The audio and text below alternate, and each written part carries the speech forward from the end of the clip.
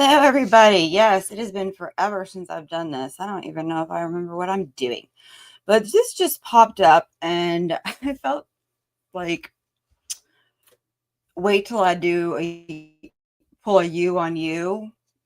So we're gonna, right now there's a call going on and it seems it was brought to my attention, insurrection-y. Call it what you want, don't care.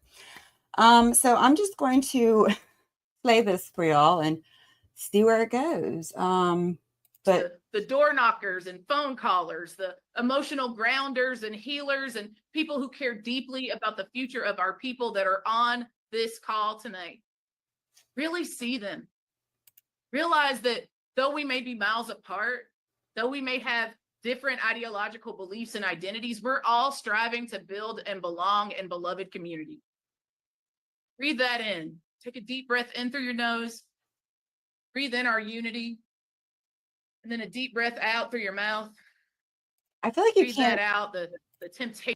You can't get the full appreciation unless you have the feed going. And don't worry, I pre-recorded. I screenshot those while I was frantically getting this set up. But these are things that come up live if you participated in any of their calls pre-election, and then they come down.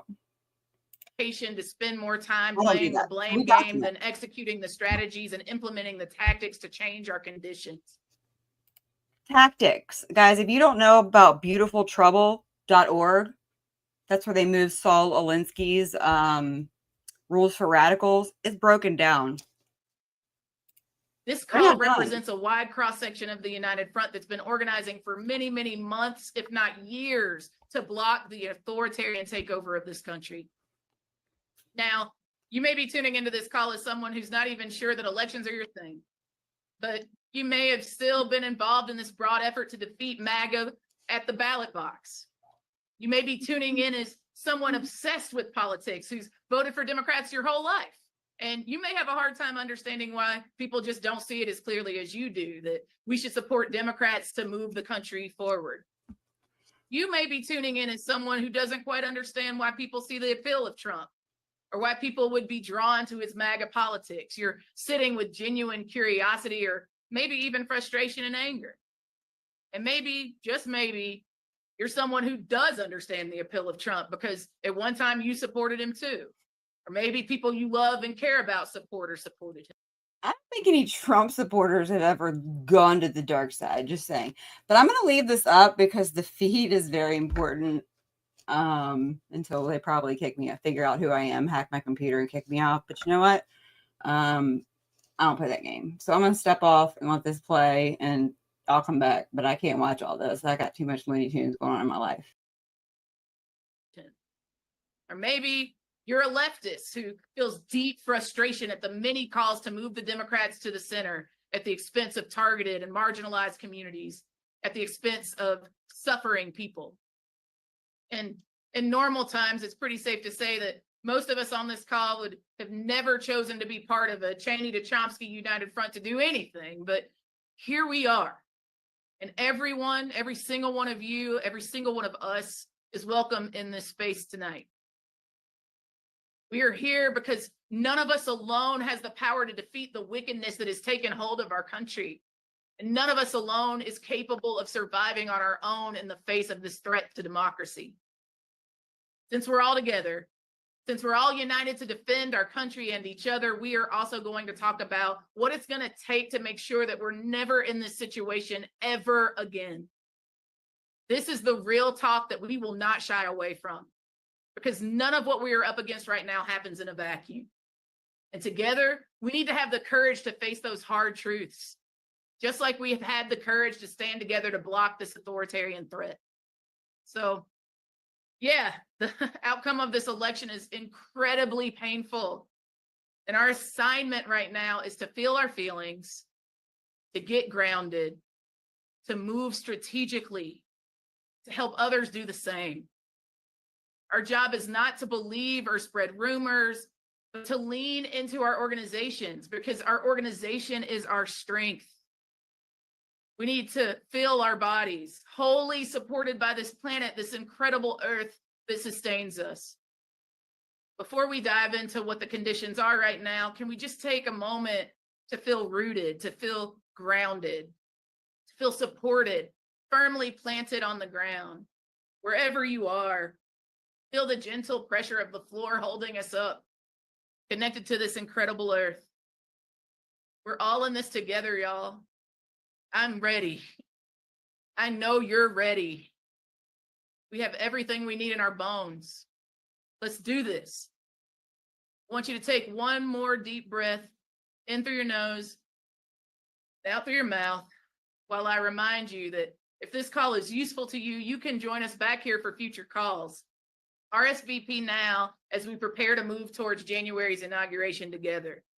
Go to the Mobilize link that you can see on your screen, www.mobilize.us /working families /event /342586. Now we're going to get into a conversation about the conditions, where we stand. I'm going to bring up two incredible movement leaders, folks that are literally taking charge in this moment where there's so much chaos and confusion. You're going to hear some clarity about where we stand right now and what must be done. I'm going to bring up the incredible executive director of Move On, Rana, come on in the room, and I'm going to bring up Leah Greenberg, the co-founder and co-executive director of Indivisible. Y'all come on up. If you are in a place where you can give a chat, show some love to our folks. Oh, hello. Folks, welcome. Great, like get us started. Tell me what's going on. Where do we stand and what's the call to action here? Yeah, thank you, Ash. And hi, Leah. And hi, everyone. I am so grateful for people taking time to be here together tonight. Let's be honest, none of us want to be having this call that we're having right here. And yet this is where we are. We have to accept the reality of where we are and we got to move forward. So I want to remind us, all the emotions that Ash talked about are real. And I want to remind us that this right here, coming together in community, is how we get through. It's how we will take all that we're feeling and we will transform those feelings into meaningful action. It's how we will begin to pick ourselves up and get ready to fight for what we believe in once again, because we're not going nowhere. We are not going nowhere. And the one feeling of all those that Ash went through, the one feeling we cannot allow ourselves to sit in is hopelessness. And I know for some folks on the call, maybe that's a tall order right now to ask you to keep hope alive, but hope is the fuel we need. Hope that there are still more people who believe in love and peace over hate and divisiveness. Hope that there are still people out there who will fight to protect and care for people they don't even know. Most of you on this call today, I don't know, but I know that we're going to have each other's back. Hope that we can and we will prevail. Super essential. And yet we know hope alone is not enough. Hope is not a strategy.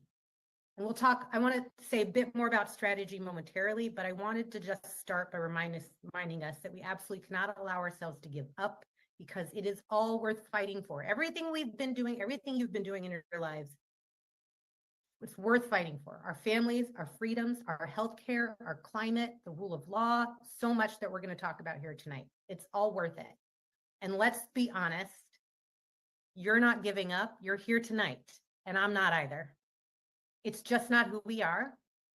We may be tired, we may be pissed. I'm personally enraged, but we are not going anywhere. And our work didn't end when the polls closed on election night, and our work didn't end when we learned the outcome of the election the next morning, and it will not end here tonight. And remember that Donald Trump and MAGA Republicans are counting on us to give up and to let them just take over this country. And last time I checked, more than 66 million people voted against their hate-filled agenda, and we're not going to let them run away with our freedoms and our democracy. That's not who we are. So just wanted to start there. So in this moment, we can feel the feelings, but soon we are going to need to raise our collective voices. We're going to need to not be complacent. We cannot be silent. We cannot give into fear and hopelessness. History has shown us that with each setback, our fight for progress comes back stronger, louder, and more effective. So what are we going to do? Which is probably something you're also interested in hearing about. I want to talk a little bit about what we're going to do. And first, I want to talk a little bit about in the next few months, and then I'll share a bit about the next several years. So in the next few months, first, our most immediate imperative is to be together, is to be there for one another. Our greatest threat in this moment is not MAGA. It is not Trump. It is not Elon Musk. Our greatest threat in this moment is despair. And we know people out there right now, I'm sure everyone here on this call knows people right now who are struggling. They're grappling with what has happened. All of us are as well. We can't allow one another to be alone. Our fear, our anger, our sorrow, our confusion, it must be given space. We must come together and take care of one another. Super critically important step number one. So what does that mean for the immediate next several days, several weeks? What we are inviting folks to do on this call is to organize your own community neighborhood gatherings. Bring your people together to process, reconnect, and scheme strategically about the ways we can protect one another, protect our democracy, our country as we move forward. Bring your family members if you want to. Bring your friends, your neighbors, bring people together. On the site you're watching this right now, wearefightingfor.org, you can scroll down and there's a place where you can sign up to host one of these in your community. And we're gonna make it super easy for you. But if you can be that connection point for others who are feeling how you feel right now, that is an incredible amount of power and agency that you can exercise to actually help basically light a fire under a movement that we need to spark for years to come. So sign up there. When you do, you'll get a toolkit. You'll get the support you need. There are trainings. We're making it very easy for folks. We want folks to bring together folks in their community between now and Thanksgiving or after. And then let us not forget that as Trump takes office, he's going to shed this mantle of change and become the candidate of a corrupt and dysfunctional administration with a deeply unpopular agenda. We know their agenda is massively unpopular. So what we're doing in the next few months is we are going to prepare now to leverage the inevitable backlash to land a meaningful blow to Trump's Project 2025 within the first 100 days. Because we don't just want to stop bad things from happening, which in and of itself, substantively, being able to do that is important. But also within the first 100 days, we want to remind us and the country that we do have agency, we do have power, and when we exercise it, we can make an impact. So that is the immediate few months. Then I want to talk about the next several years, because unfortunately, he's going to be in office for 4 years. So we have to strategically prepare to defy the MAGA agenda. And Trump would like us to believe that our power was evaporated in a single night. And that is simply not true. Look around us. I think we have over 100,000 people RSVP'd for this call tonight. So we need a long game, not just a short game. We need a long game. We have one. We offer it with humility. But many of us have been strategizing for over a year now. And to be successful, our big ecosystem, the big tent of volunteers, activists, leaders, in civil society institutions, we all must work together to apply an interlocking set of strategic approaches designed to do 4 things. So number 1, block. We want to do what's necessary to protect and shield things so that we can ensure a small d democratic transition in 2028. So what do I mean? I mean, we want to protect democratic functions, communities under threat, and critical civil society institutions, the infrastructure that we need in order to ensure a democratic transition in 2028. We also want to protect and shield the coalition that we need in order to win back power in elections. So we have to seek to rebuild and fortify the majoritarian pro-democracy coalition we need to win back electoral power. On Tuesday, we lost a meaningful action of the anti-MAGA coalition, and that's a bitter pill to swallow. It's also not a permanent reality, but we're going to need to do some work to analyze how it happened and build and fortify a majoritarian coalition we need to regain power back once again. And that is the work in front of us. So that is the work of blocking. Second, break. We need to weaken the MAGA's political strength and their pillars of support. So there are a set of strategies that will be driving in that area. Third, bridge. We need to offer a permission structure for defectors from the MAGA coalition to move into our pro-democracy tent. How do we make that welcome and not hostile for them to do that? We've already seen some defectors, we need even more. And last but not least, build. We need to build our power and advance our ability to deliver transformational change and move forward. So how do we build power and support and infrastructure around our vision for what a multiracial democracy that works for all of us can actually look like? How does that thrive? And how do we make sure there are pillars of support all around that vision? So that's the long game arc. And it's very top line, but we wanted to share it with you. And I won't lie to you, we've got a long road ahead of us, but we are not on this journey alone. We are here together, and this is just the beginning. Our task over the next 4 years will be to harness every ounce of power we have and to use the institutions, levers, and the tactics available to us. And we are staying in this fight because we are worth fighting for. The people we love are worth fighting for. What we believe in and want are always worth fighting for. And when we do, we are going to win back power in the House and Senate with the biggest possible coalition. And we will oust the MAGA movement out of power and build something better, because nothing good in this world happens by just lying down and letting other people walk over you. It happens because we put in the work. So that's our plan. Now we need each other to make it happen. And you're here tonight because I know you know this isn't the end. So let's get to work. Back to you, Ash. Y'all heard our sister just now. There is a plan and we need to get started moving on it. We got to lock and build. We got to bridge and break and do all the things. In a little while, we're going to do some political education on what we mean by all that to go a little deeper. So just hang around. But here's what you can do right now. Many of you might be watching on this website, but if you haven't, and you're streaming on Free Speech TV or any of the other places, there's a website at the bottom of your screen. On that web page, you can get plugged in right now. When you go there, you can sign up to show interest in hosting a We Are Worth Fighting For community gathering. So if you aren't already there, I want you to go to www.weareworthfightingfor.org. Again, www.weareworthfightingfor.org. At the top of that page, you can indicate interest and you'll receive follow-up information on trainings and other resources. Signing up on the website doesn't commit you to hosting a meeting, but it does get you on the list to find out about those trainings so that you might be able to host your own.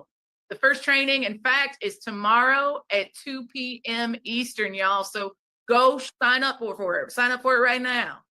And you can also find out about meetings that are going on for many of our organizations that you're going to see on this call. So you can actually get plugged in directly with each of them. Go to the website that you see on your screen and get plugged in. I'm also getting texts that folks are trying to find where to watch. So if you're watching right now, I need you to spread the word that folks can see it on the website. You can go to weareworthfightingfor.org. Or you can watch it on WFP's YouTube channel. You can watch it on WFP, the Working Families Party Facebook page. You can see it on Free Speech TV. I need y'all to text the homies. I need you to tweet it out. Well, actually, I think we're probably boycotting Twitter because of Elon Musk. We're no fan of the billionaires. So actually, let's do it on Facebook and IG and Threads and all the other ways that you get a hold of your people. Make sure that all of the hundreds of thousands of people that have signed up for this call get to watch it tonight. let's get our folks here so that we can get this good learning, so that we can get this good grounding, so that we can get these good calls to action from our folks. Next, I want to bring up my sister in the movement, co-founder and co-executive director of Indivisible, Leah Greenberg. Welcome. Again, tell us what's going on and what we can do about it. Absolutely. Well, thank you, Ashley. It is so good to be here with this extraordinary group of leaders, with everyone who is watching. For folks who are seeing me for the first time, I'm the co-executive director of Indivisible. We support local indivisible groups all over the country organizing to protect our democracy. And whether you have been in this work for years or whether you are brand new to this fight, you are welcome and you are needed. So I'm going to talk about how we got here and where we go from here. And I want to say, I think it's normal to talk when we after an election loss to go into questions about pretty micro campaign decisions, right? Like the messaging and the strategy. And there are important conversations to have there. But in a loss of this nature, I also think we got to pull the lens wider. We've got to ask ourselves, why were we in the position of running against Donald Trump in the first place? Why 3.5 years after he launched a violent coup, was he still a candidate for office instead of being prosecuted? And we had a window. We had a window briefly back in 2021 when we could have prioritized. We could have prioritized prosecuting. We could have prioritized convicting him, making sure he couldn't run for office. That didn't happen. Folks moved on, turned the page. Trump faded into the background. The bright lines that we drew to create that 2020 anti-authoritarian huge coalition, those started to collapse. And the ultra-rich and the business class, folks who had previously felt like they had to hide their support for Trump, Musk, Bezos, Jamie Dimon, these folks went back to choosing lower taxes over our democracy. Meanwhile, at the popular level, we've been fighting an uphill battle to keep that coalition together. We know inflation and post-COVID period has hit folks incredibly hard around this country. That has had political effects globally. Everywhere in the world, we have seen deep, wide frustration with governing parties. Literally every incumbent party who has presided over the rise of inflation has lost vote share in the next election. So it's a global phenomenon. And all of this further exacerbated, fractured our coalition over disastrous policies on Israel-Palestine. And meanwhile, through all this, all of our hostile, fragmented, increasingly sinister media environment in places controlled by those same billionaires, as you note, further fueled discontent, further spread disinformation and misinformation. And so when President Biden stepped back, Kamala Harris took over a campaign that was deep in the hole, she had an incredibly short window of time to reverse that trend, and it was too deep a hole to dig out of. And I think we've got to be honest. The tactics and the factors here extend beyond any single messaging or strategy decision. And what we're not going to do tonight is settle for cynical blame game attacks on any demographic group based on notoriously unreliable exit poll data. What's clear is Trump was able to capitalize on all these factors, right? The help of his billionaire allies to brand himself for enough voters as the candidate of change, as Rana said. And we lost people either to voting for him or to not voting at all. People who were frustrated or alienated or felt like democracy wasn't delivering results in their lives. We were not able to convince, and this is hard, we weren't able to convince enough people that the threat of Trump or the promise of Harris outweighed their frustration with the status quo. But I want to be very, very clear. The fate of American democracy is not going to be decided by a single election. We lost this battle, but we are going to win the next one because Donald Trump has nothing to offer beyond chaos, cruelty, and corruption. He could convince enough people that he was the candidate of change this time. He pulled in those folks who were frustrated and alienated, but that doesn't mean there's a mandate for fascism, for right-wing extremism, for corruption, for taking your health care, for abortion bans. This is the classic trick of fascists. They convince you to give up your own power. They try to convince you that fighting back is hopeless. He wants us to think that because he won one election, he gets to do whatever he wants. He is not counting on us. Our task is to fight back. We're not going to give an inch. When they start their assault on our communities, on our democracy, on our family, we know they're going to come for it. We know they're going to overreach. As they begin that assault, we'll be there fighting back. We'll be there to expose them. We'll build the bigger, stronger coalition that we need to stop MAGA once and for all. Remember, they want us to surrender our power. They want us to turn inward, to throw each other under the bus. And we're going to respond by fighting back. And we're going to do it together. That starts here. That starts on this call. That starts in the groups that you bring together, the communities that you create, where we recognize and we feel our own power, where we connect with each other. We have these conversations where we process, where we move forward, we hold each other up, and we do it together, because that's what we are going to do for the next 4 years. We are going to fight back together.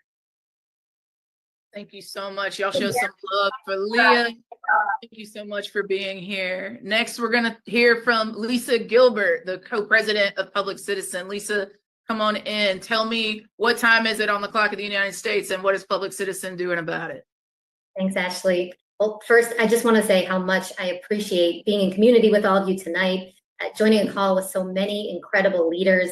It's been a really hard couple of days, and I know we will need this movement family more than ever going forward. So just wanted to start out with appreciation for this space as we contemplate all the work ahead. As Ashley said, I'm Lisa Gilbert, co-president of Public Citizen. Public Citizen is a multi-issue organization. We're membership-based, and we have a focus on taking on corporate power. And one core topic for us has always been fighting to improve and defend democracy. And of course, as we all know, some of the biggest threats now barreling at us with the second Trump term are those to our democracy. The first Trump administration was marked by countless abuses of power, shredding the rights of communities across America, trampling on the Constitution, and obstructing Congress again and again.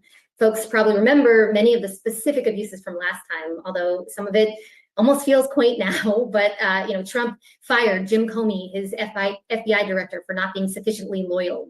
He obstructed and undermined the Mueller investigation into Russia's attempts to disrupt the 2016 election. He engaged in extensive unethical profiteering in the services of his own business, including abuse of the emoluments clause of the Constitution. He allowed grifters to use their business connections to him to make money lobbying on the pandemic. And there is so much more, like, of course, inciting an insurrection and refusing to accept the peaceful transfer of power. We know that the next 4 years will be a return to these kinds of behaviors. We know it's coming. It was telegraphed in his noxious campaign in Project 2025 and in the actions I just mentioned, in the actions of the first term. He and his advisors have publicly discussed hundreds of further actions that directly threaten democracy, the rule of law, as well as our security. So we need to prepare to push back.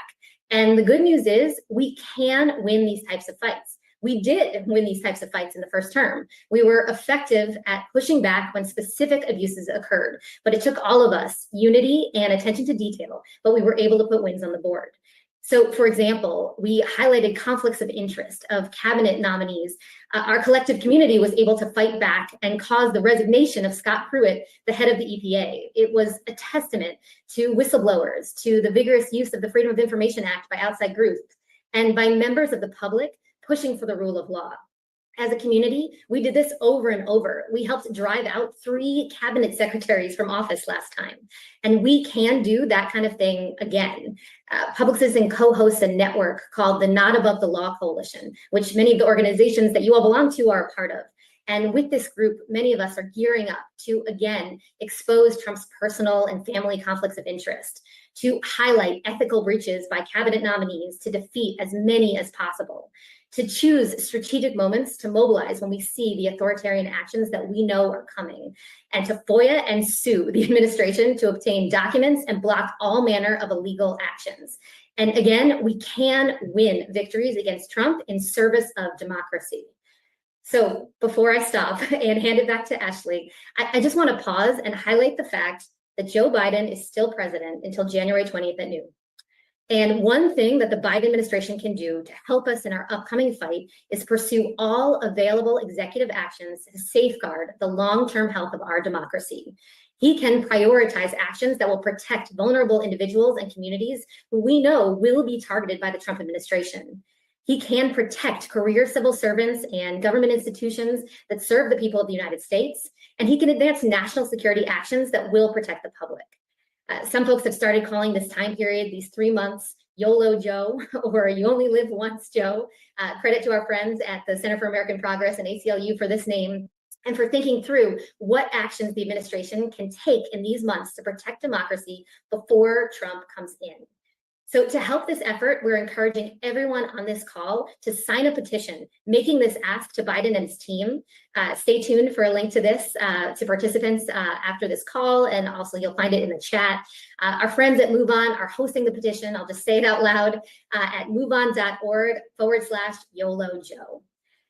So with that, I just want to thank everyone again for being here tonight. I personally feel better when I think about the team and the tools that we are bringing to this battle. When I think about all of you, we will win specific battles to protect democracy, to discredit their personnel, and to defend our country. So thanks. Lisa, thank you so much for giving us a concrete call to action. Thank you for the work of Public Citizen and for reminding us it ain't even over yet. Y'all make sure that you go to moveon.org/YOLO Joe and tell him we expect him to put down some protections before he leaves that office. Thank you so much, Lisa. Now it is my greatest honor to bring in to many of you someone who you know. She's a movement elder, a auntie to many of us. I want to bring a really incredible First Nations leader, Judith LeBlanc, on the stage. Y'all can already see that we got the People's Champion Representative Jayapal on the call today, and she's going to be joining us shortly. I'm so excited for you all to hear from her. We thought it important that we bring in both some elected People's Champions to talk about what this moment means to their bases, to working people from all over the country. And we wanted to make sure that we had movement elders here to talk to us. So the next speaker that you will hear from is going to be our incredible movement auntie, Judith LeBlanc. And then we will be tossing it to Representative Jayapal. Auntie, take us away. I am so heartened to be with all of you. I am on my way. I just left the Crow Reservation in Montana. I'm actually standing in a breezeway in the Denver airport because of a snowstorm, and many are asking for directions to different gates. And so if I get interrupted, it's because I look like a flight attendant. I was on the Crow Reservation for the last week working with 24 moccasins on the ground.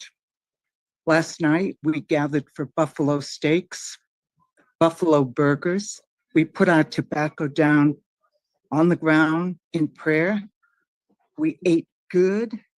And the first thing we talked about was the fact that we did good, that there were over 4,000 people who voted on the Crow Reservation in Montana. We talked to nearly 2,000 people in the last 2 months, registered people to vote, drove them to the polls.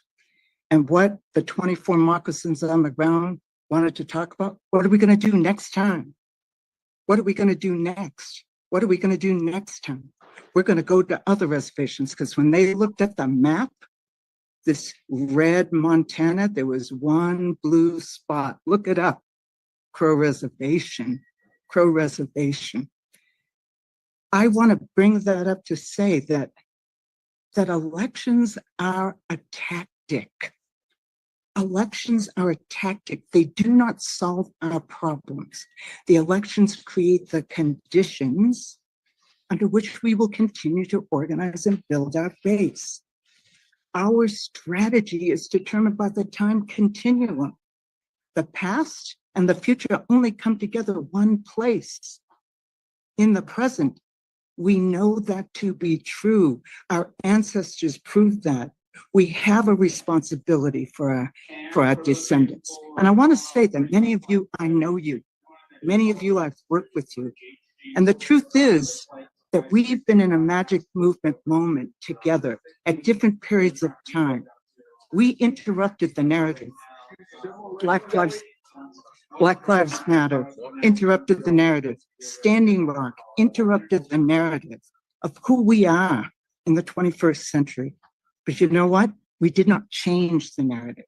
We interrupted it, and then we organized the hell out of it and had the first Native Secretary of the Interior. We did that. We stopped the KXL pipeline. We, on this call, did that. We're protecting sacred sites.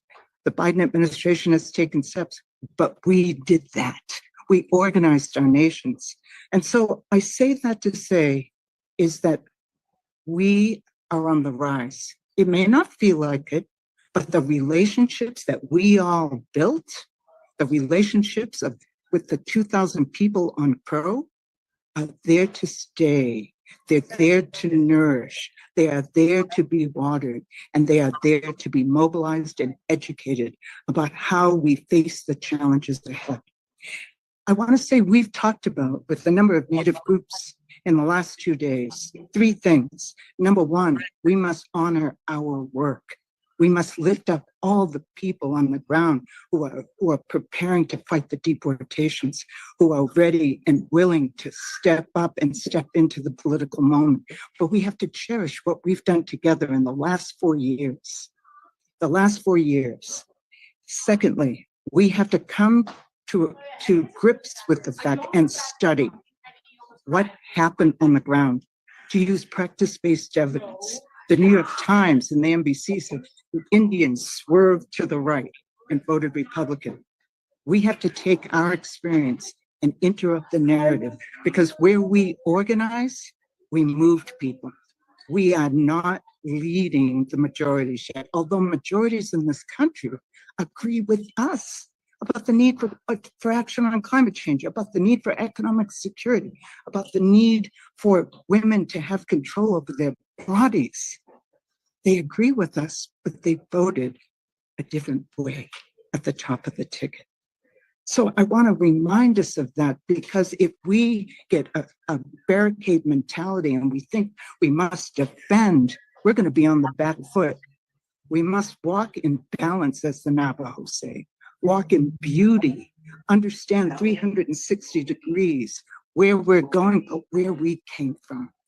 We also have had discussions about violence, the threat of violence. Violence doesn't solve political problems. It doesn't. It didn't in Iraq. It doesn't here on the streets of our cities or on our reservations. How do we walk in beauty? That is what we need to explore together. And I want to end by saying that we're going to bring it to Washington. We're going to bring it to the Biden administration.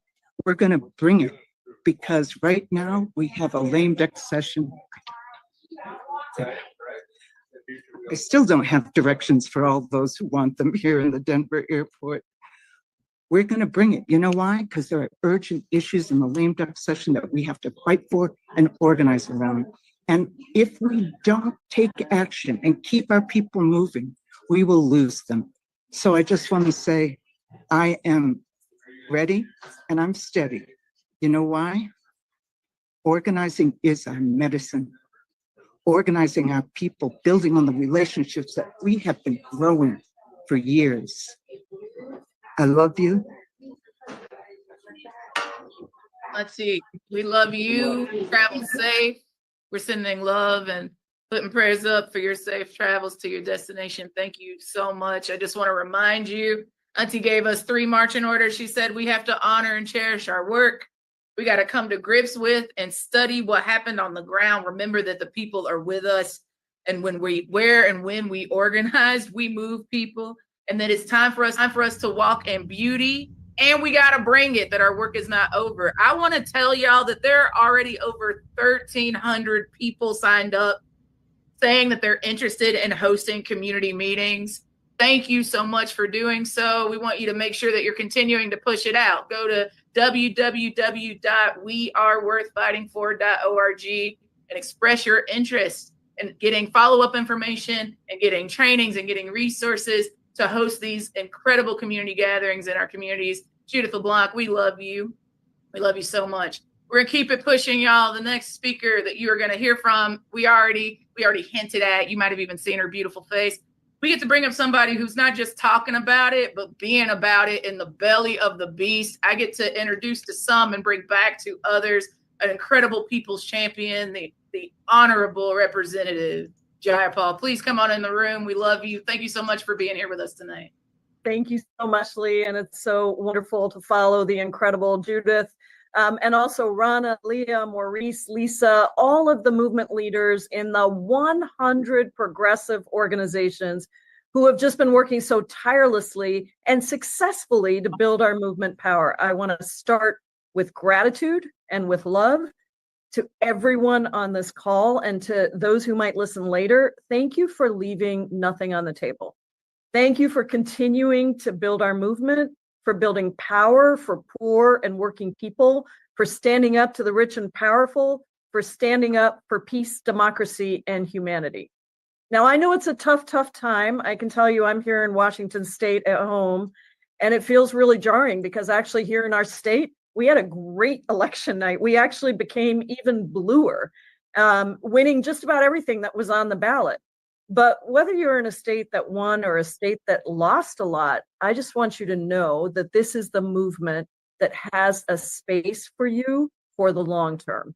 And let's just be clear that the moment is particularly devastating for so many who now fear for their safety, whether they're immigrants, trans, a member of so many of the other marginalized communities that have been relentlessly targeted by Donald Trump, and even targeted sometimes by conservative Democrats who are just quick to jump in and blame the most vulnerable instead of just looking at themselves at what happened.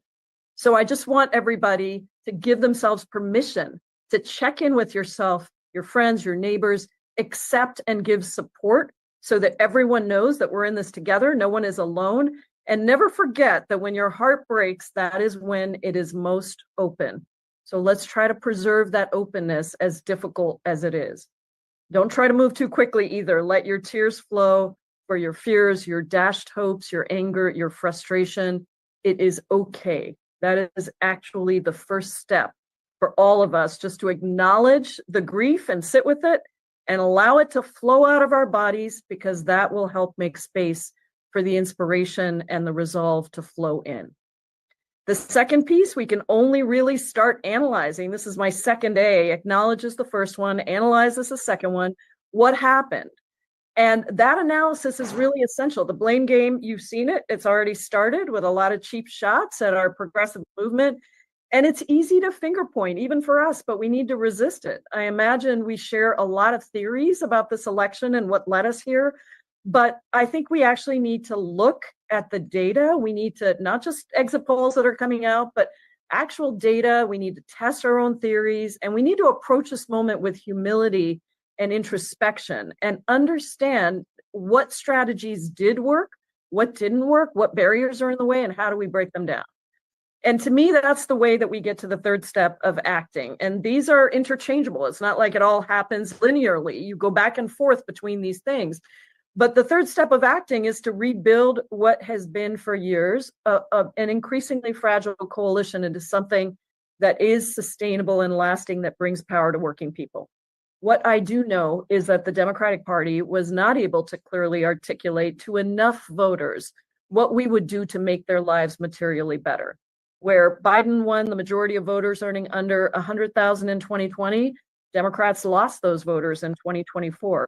Where Trump won voters earning more than 100,000 in 2020, Harris won those in 2024. At the same time, voters went directly to the ballot to vote in 3 Trump states for raising the minimum wage, in 1 for paid sick leave, and in 4 Trump states for abortion access. It would have been 5 if Florida had just required a simple majority. Too many Americans just don't believe that the system works for them, and they're not wrong. Republicans have defunded and attacked government, and too often people in power haven't always used that power when they had it. And that goes back a ways. That's not just this election. That goes back to trade. It goes back to not passing minimum wage or union organizing when we could have. And even though Donald Trump is a billionaire who surrounds himself with billionaires, voters saw him as someone who was willing to buck the system instead of keeping the same system that doesn't serve them in place. And there's lots of other things, communications channels, the money, but it isn't as easy as saying that we'll build a diverse coalition of Black, Brown, Indigenous young people, and they'll all be with us. We actually have to earn their votes, and we're losing people because we're not earning their votes. And I think this group of people has been doing exactly that, earning the votes work on the ground, despite all the barriers that are out there. So what the Democratic Party is going to have to decide is, what do we stand for? We need to clearly stand up for our principles. We need to respond to the urgency of people's economic concerns, and we need to offer a real contrast to the Republican Party. Even now, there are already pundits and some of my colleagues in Congress who want to push to the center and become Trump light instead of articulating the vision of what we stand for on our own terms, informed by what we see in our conversations and hear on the ground and see in the data. The House is yet to be called, but we still have a path to the majority. We still have a path to the majority. And almost all of our Democrats, including in the toughest districts, outperformed the top of the ticket, which is really pretty remarkable in this environment. If we do have the majority, it'll be slim. We're going to need to quickly put together an agenda that shows people what we stand for, even in divided government. And if we lose the House, we're going to be in full-throated defensive mode. But in either case, we will still need to do the work to rebuild and call people in to our coalition. In either case, the movement is desperately needed. You will be absolutely essential to the work that we need to do in the streets, in the courts, in people's homes, and in Congress as we rebuild from the bottom up. So whatever you feel today, do not let anyone tell you that you are powerless, that we are powerless. Don't let them take from you the incredible work that you have been doing before and during this election. Don't give up the power of your action, your resilience, your principles, your commitment. And don't forget that we know how to do this work. We have actually prepared for these times. We have experienced victory against Trump before, and we will again. Remember that it was our inside-outside movement that won against Trump in his first term on multiple issues. Together, we forced him to stop the horrific family separations. We prevented him from abolishing healthcare. And yes, we pushed him out in 2020. We can do that again. And today, you're going to get the tools and strategies for how we rebuild. So we're in this together, and we're going to stand here together as we have again and again. So take the time you need to grieve, to mourn, to analyze, and then take your place, your rightful place in this incredible movement filled with generous, loving, strategic, brilliant, caring people building sustained power for the poor and working class. As organizers, we know that strength actually does come in these incredible moments of crisis. It has before and it will again. And I know our movement will continue to lead with generosity and abundance rather than scarcity and fear. So thank you all so much. You belong here, and much love to you. Representative Jayapal, once again, giving a word to the people at a time of great need. I just want to again emphasize our people's champion told us we've got to acknowledge, we've got to analyze, and we've got to act. Our movements are critical to it. Thank you for that call to action. Thank you for that inspiring word. Thank you for being straight up with us that this is an opportunity where we actually have to feel our feelings and then mobilize to action. Thank you so much, Representative. We appreciate you. All right, y'all. I have another update before we get into this good learning, our political education, and then our next batch of speakers. Y'all, we have hit the 140,000 RSVP mark. And I want to tell you that we now have like 2,500 community gathering signups already. I want to see, and that just happened between like the time that Auntie Judy spoke and that Representative Jayapal spoke. So y'all are literally taking these calls to action seriously. You're signing up to express interest for these community gatherings. Y'all, I want you to see if we can hit that 3,000 mark before the end of the call. Can we hit the 3,000 mark? Can we commit to 3,000 community gatherings across this country saying that we are worth fighting for? If so, I want you to go to weareworthfightingfor.org. I want you to sign up for your interest, to show your interest in these community gatherings. And I want you to make sure that you text mass call, MASSCALL, to 30403 so we can make sure that we keep you in the loop of these calls to actions. Make sure you get signed up.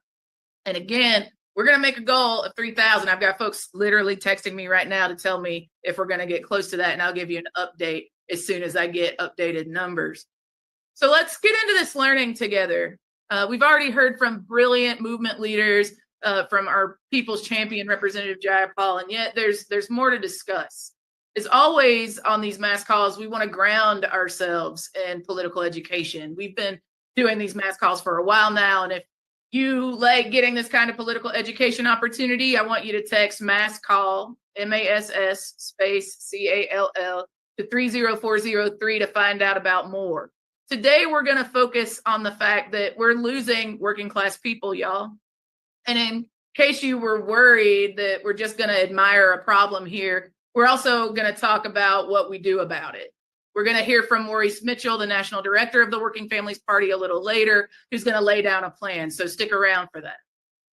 What we have shared understanding about is the conditions that we're organizing in. We're all grieving them.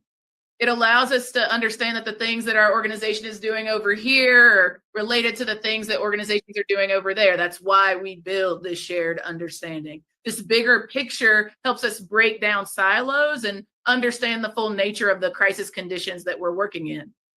In this section, we're going to be talking about political parties for educational purposes only. In earlier mass calls, we talked about the MAGA threat. MAGA is a distillation of a bunch of historical movements on the right. There's a historical precedent for MAGA. And second, MAGA represents something even more dangerous than any of these past right-wing movements. The reason that MAGA is more dangerous now is that there's a more fundamental breakdown in the existing order going on right now. The way the world works is turned on its head.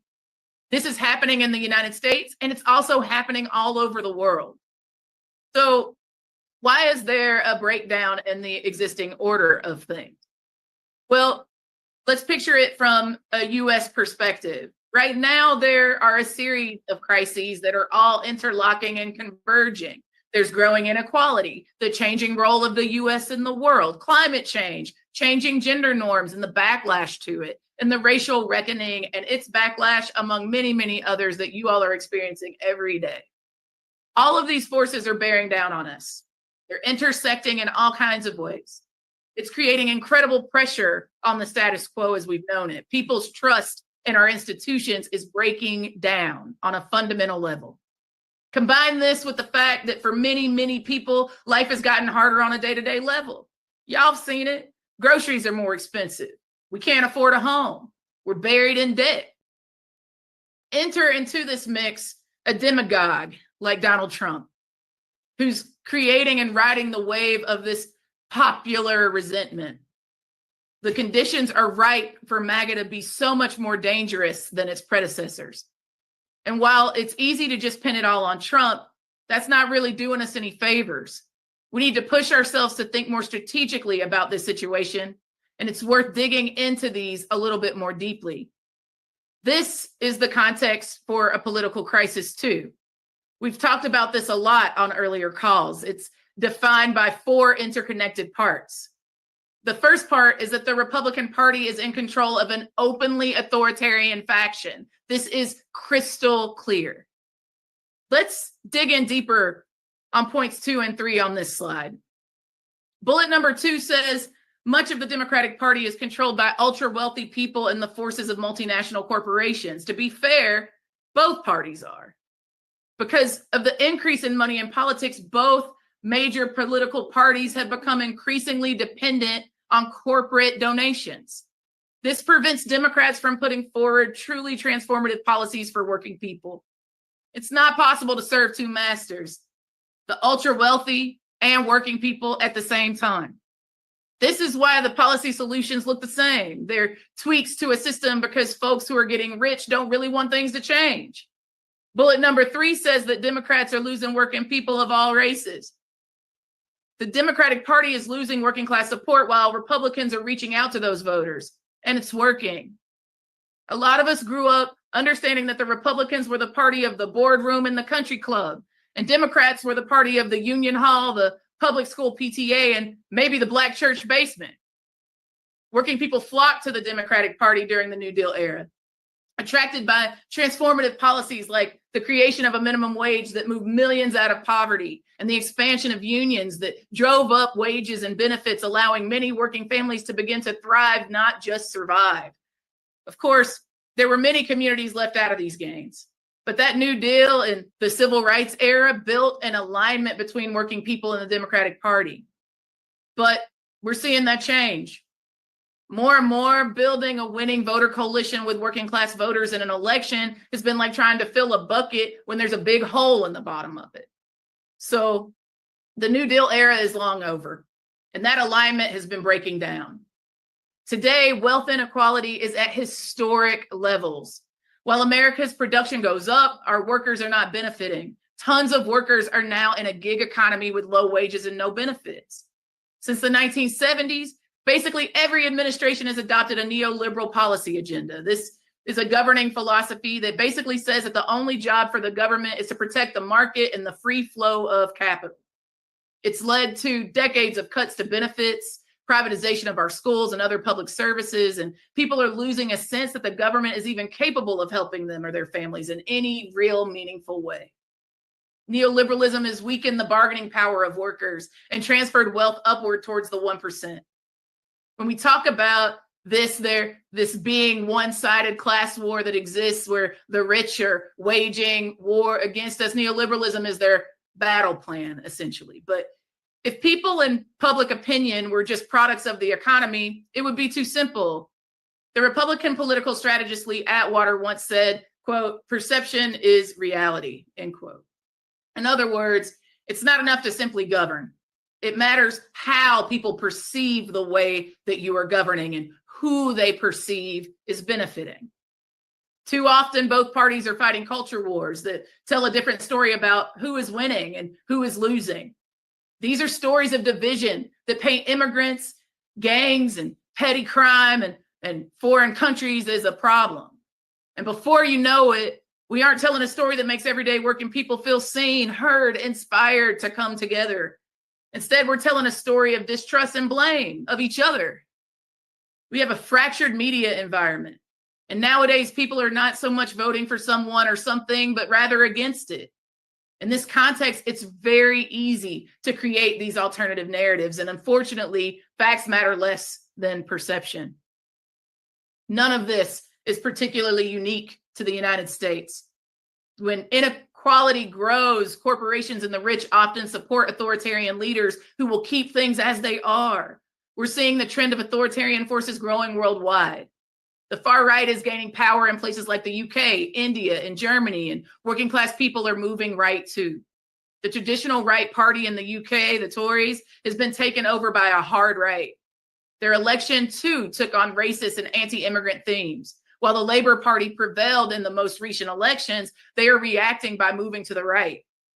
In India, we've seen the weaponization of Hindu nationalism to become one of the most powerful prime ministers in the country's history. And in Germany, a country whose entire post-war political culture has been built around the idea of never again, the right is now the second strongest party in the country and is winning state-level elections already.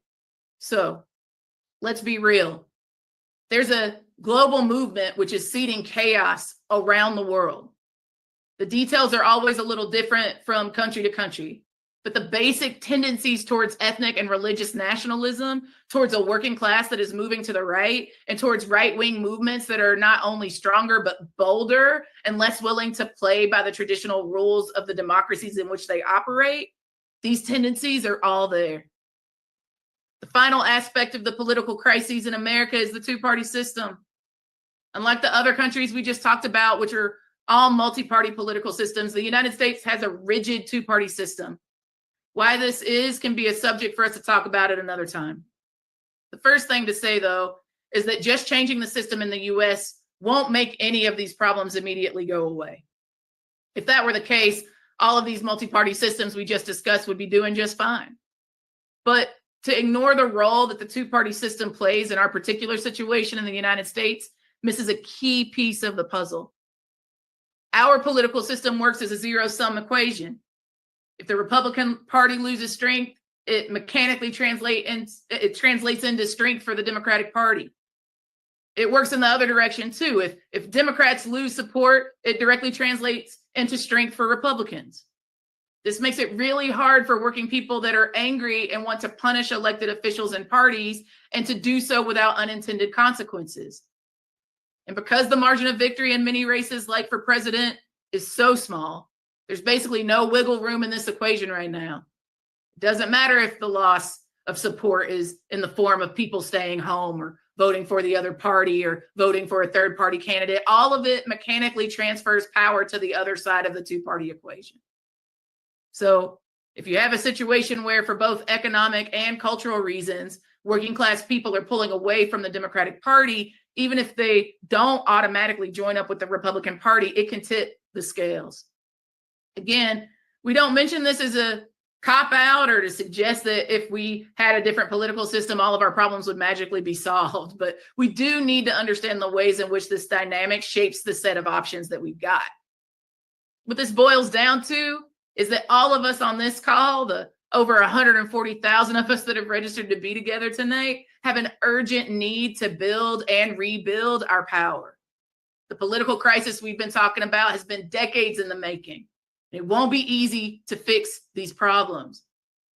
It won't happen in 1 year or maybe even over 4 or 8 years. In a little while, we're going to hear from Maurice Mitchell, the National Director of the Working Families Party, about what we need to be building and rebuilding our power. And spoiler alert, the things that we do over the next few weeks will either put us on the path towards the goal or move us further away.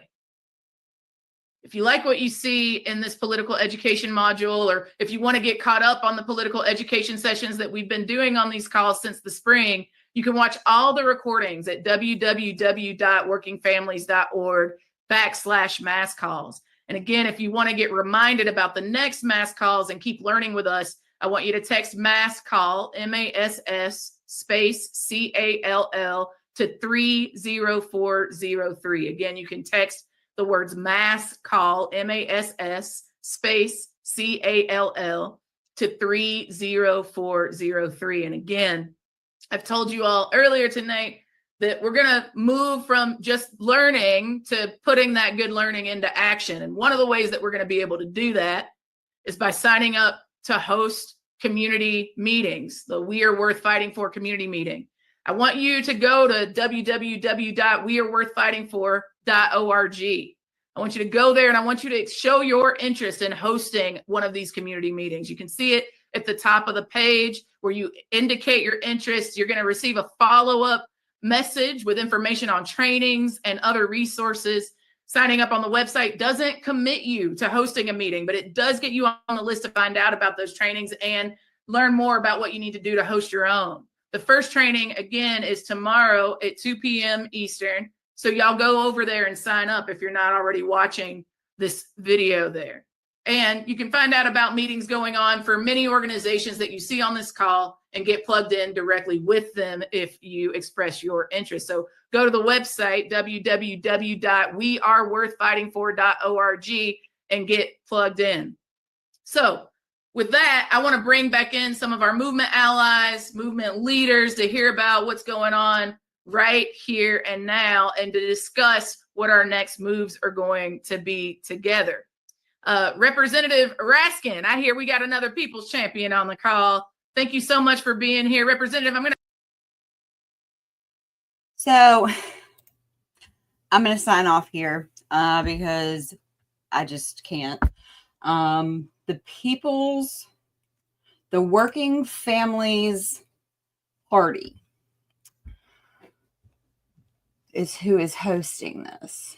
Well, and it looks like they have kept a lot of their stuff up, unlike Kamala and her squad. So in the comments, I'm going to put that up if anybody is still watching and wants to watch and tune in themselves. But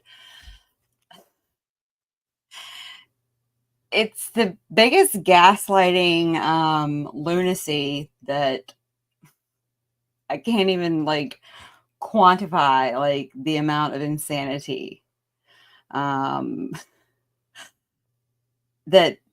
that's how it is, that if we're going to recede into the woodworks when they squat up, and if you're not following what they're doing and have the balls to do what I do, to push back, they will win. doesn't matter what he does the 4 years, because they're already, like I said in my live today, they are 100 years in, devoted. We infight. They run 7 people for the same seat with the same agenda. They don't care who gets in. They take photos together when they're campaigning. They don't care who gets the seat as long as somebody for the destruction of our constitutional republic gets the seat. While we infight and do what we do. That's our problem. So I posted, it is Working Families Party on YouTube if you'd like to tune back in. But before I leave this running all night, because who knows how long it'll go on, you're welcome to. And it's also what I streamed is going to be on our Parent Team 6 YouTube. But it'll stay up here. But this is how bold they are. Is they host these and they'll send them. They don't verify anything to anybody. They tell you what they're doing. That's why they have mobilize.us. Follow it. They're the most organized lunatics I've ever met in my life. And yes, I'm calling you lunatics. This is a constitutional republic. We don't answer to a fourth mysterious branch of government, from NGOs to associations to union parties to... That's not how it works. There's 3 branches of government, and we're going to go back to that. And it's not a democracy where whoever shows up the loudest with the most people and screams the loudest wins. It's not how it works, and we're not doing that anymore. So if you're not fully prepared with the full armor of God to fight this, and you're going to hide from it, thinking you might be targeted or you might be whatever, then good luck with your democracy that comes out of this, and then what world you leave to your kids. Because I guarantee you, what you're frightened of because you think you might be targeted, imagine the world your children are going to live in if you don't fight back.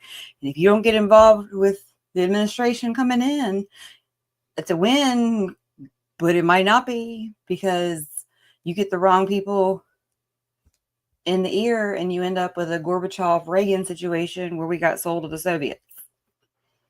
Because of bad people. So, and that includes bad conservatives, bad Republicans, right of center, whatever you want to call them. But for right now, you can go to Working Families Party and watch the rest of this. Post-election mass call, making meaning of the moment. They're telling you, they're giving you the playbook of what they're doing. With that, I'm out. Have a good one.